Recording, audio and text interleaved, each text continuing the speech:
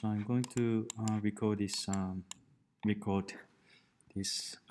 walk cycle once again. The previous one was uh, wasn't that great, so I'm going to redo. This part, if you watch the previous one, you know this is to hide the geometry here, this control here. And I'm going to hide this. I'm going to hide the arms and by typing 0. And also here, this one is for visibility of controls. And we need the all extra, which is this one. That's for FK, IK switch for foot and legs. And so I'm going to hide arm and hand, and then I'm going to keep these ones, but maybe I don't need the face control because I'm not going to animate the face for this video. And you should also hide them, and for anything else, I'm going to start from here. Yep, and usually it is better if you're not used to animating walk cycle. It is good idea to animate walk cycle from the side view, orthographic view, and I'm going to switch back and forth perspective and the side view. Well, maybe better. I'm going to use the dual. I'm going to split the monitor into two space, and then I'm going to set one of them as the side view. Okay, so from here, so I'm going to for the reference, I'm not going to use video. If you are not used to, if you haven't done animating walk cycle before, it could be pretty hard to animate using video as a reference. So what I'm going to use is for this one is this Richard Williams's breakdowns of key poses and breakdown poses of this walk cycle. And usually one walk cycle, which are 2 steps, usually takes like a second, which is 24 frames per second. 24 frames if you set it to 24 frames per second. What I mean is Maya, and Maya's frame rate. And usually people start with for the especially walk cycle on a same spot, and then turn it into infinity. People usually start with the contact pose because it's just so much easier and clear. So that's what I'm going to do. And I'm going to start with the left leg first, and then I hit the arms and hands because at this moment arms and hands, it's just basically swinging, but the difficult part is this feet and legs, and then the movements of the weight.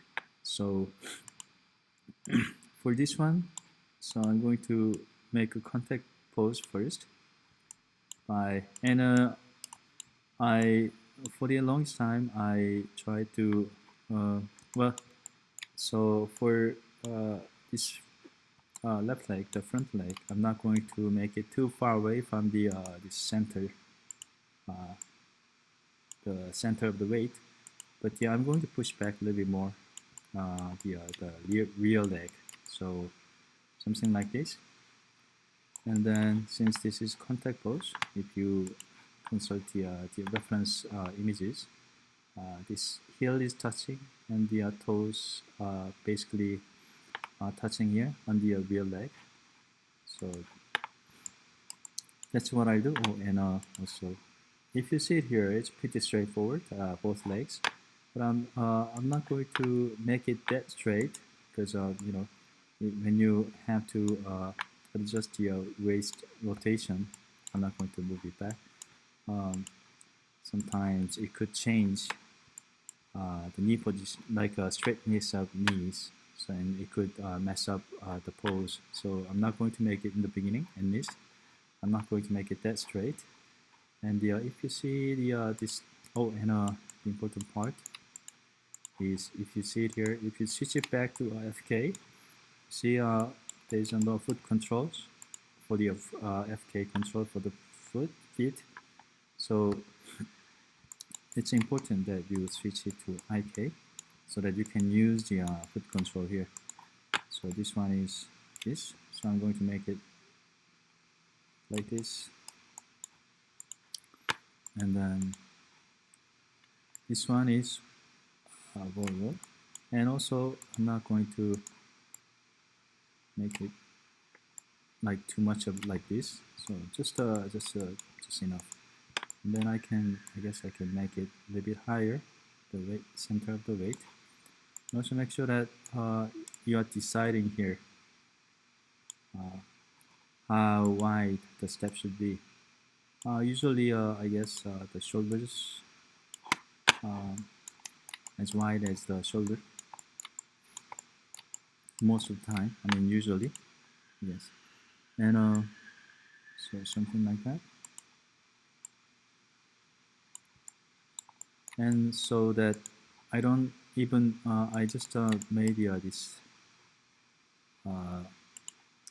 the front foot not too far from the away, so that I don't have to move this one to the front or to be in the center. So I can just make it move up and down.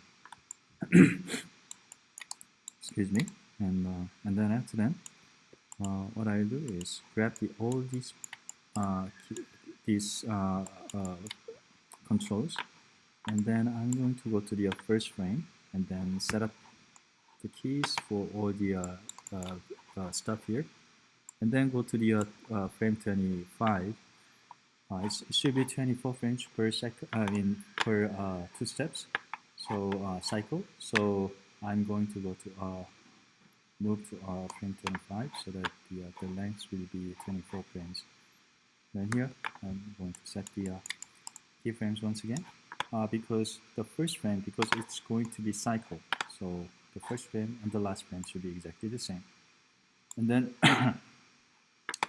I'm going to go to the middle of that this duration of the work cycle so that I can make the opposite side, the other side. So if you see it from the orthographic view, one of the important reasons to use the orthographic view from the side is that so that the foot is not going to move up and in the middle, like in the middle of the air. It should be at the touching the floor or ground, which is this line here. Also, it is good practice if you can. If you're not sure, it's good practice to make the floor, and then let's just make one like this, and then you can put it into layer, and then lock this layer. See? So, and then after that, you can switch. You go to the frame 13 and switch the foot positions like this. And then if you want to be exactly the same for the opposite foot, you just copy this value, which translates it, and then go to the frame 13 and then paste that value here so that it will keep the exact same position. And then for this one also, copy and then paste here. And then once again, for this heel roll value, minus 0.7, copy that here. And then this one should be 0. And then for first frame, now I'm copying this value here and paste it here.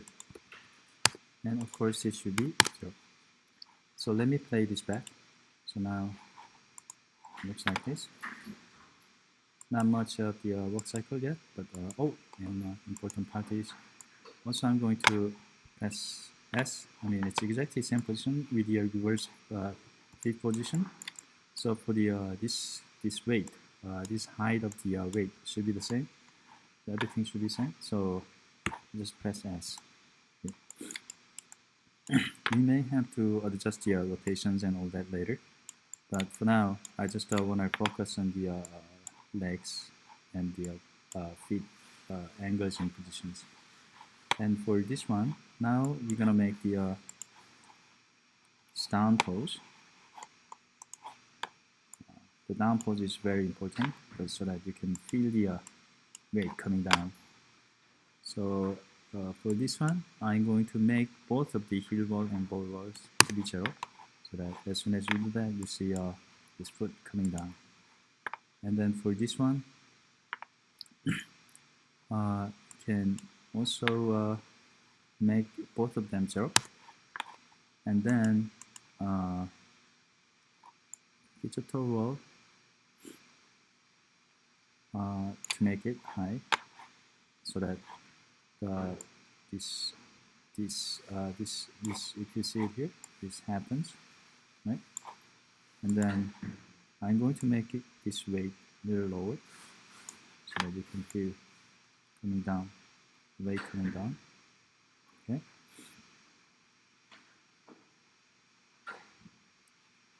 And then I'm going to go to the other positions here, and then I'm going to make them all 0.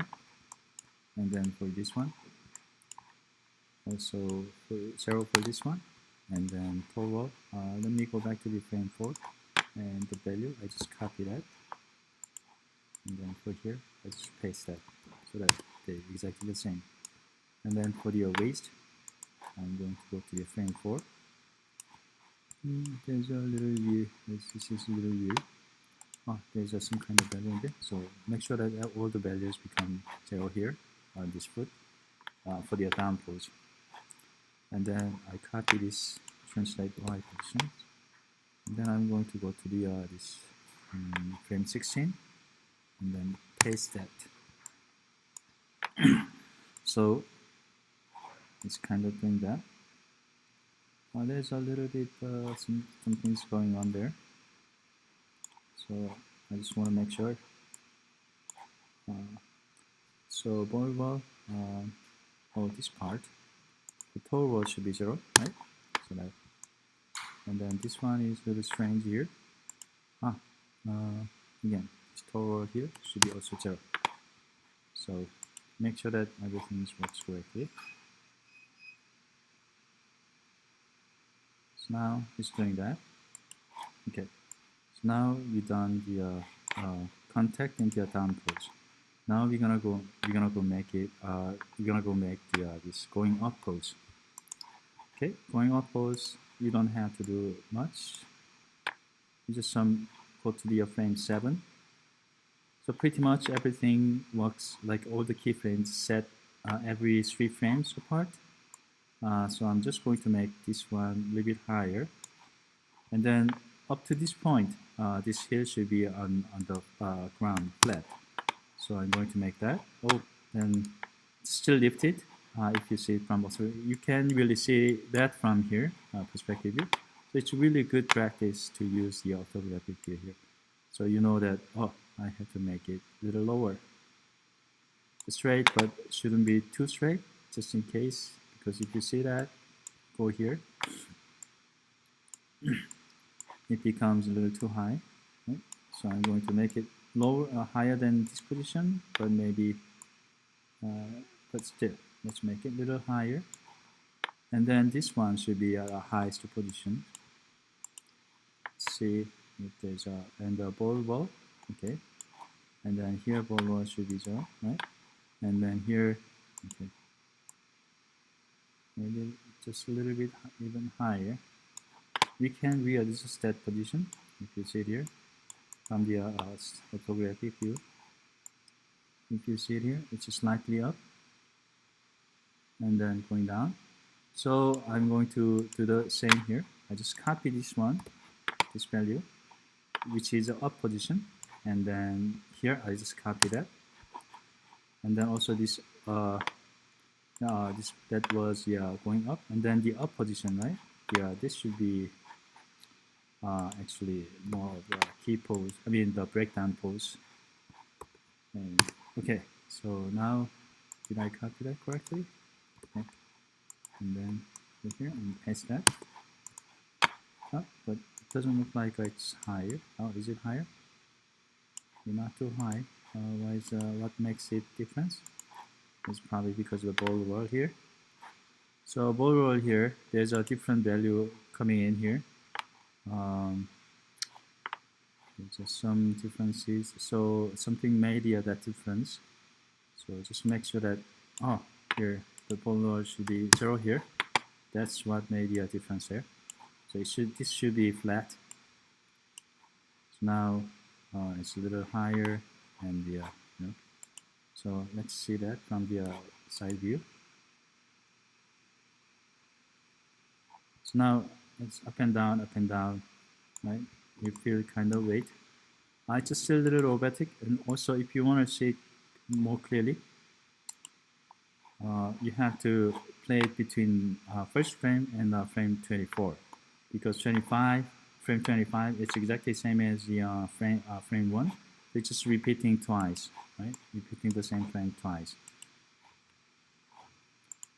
So okay, so after that I'm going to rotate these hips, because hips actually it's what driving like the center of the order motion, and also when it's doing that, actually this hip is the one that actually makes the leg coming forward and kick.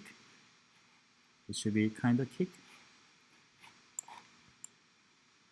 So I will go to the for that I'm going to use this control instead of this waist control, because I found out that this this is a hip control, so you can adjust the hip rotation without changing anything else.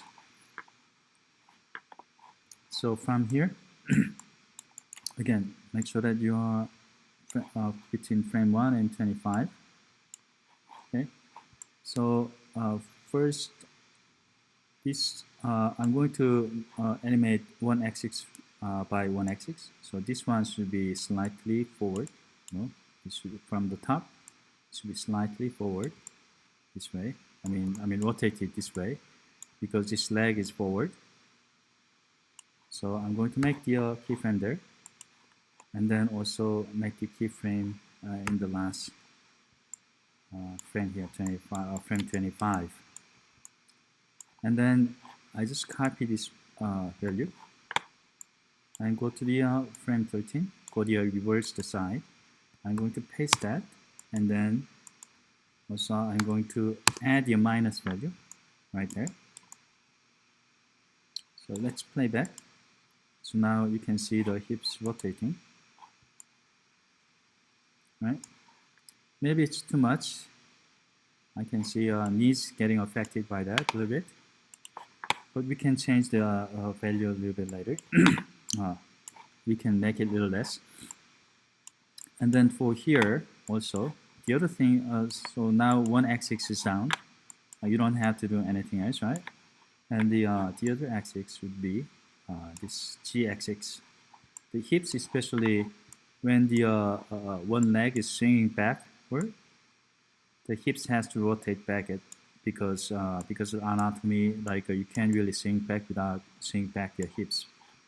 Okay, so for that, it seems like all the axes are getting affected.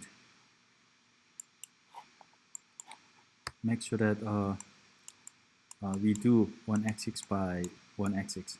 So that's what I want. So I'm just controlling this way for now. And then I copy this value and then paste it in the last frame. And then also frame 13, it's actually the same thing for the rotate G. Because one leg is swinging back, and the rotation of G axis should be exactly the same. So key selected, and then And then we go to frame 7 for this one. If you see it, there's no leg swinging backwards. Or the actually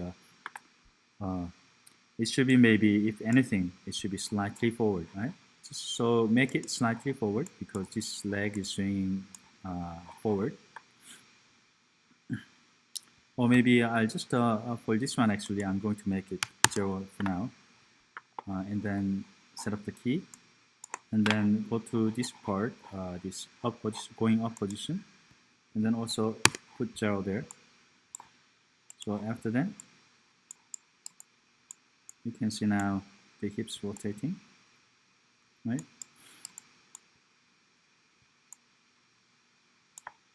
Okay, so for the other axis, this part, usually I'm going to go start from here. Excuse me. For this part, maybe. For this part, since the both legs are like kind of equally back, and one leg is the amount of one leg going back and going forward, it's more or less kind of the same. So I think the this rotation of the y-axis of the hips maybe should be the same. I think so. And then for this part as well, so key selected.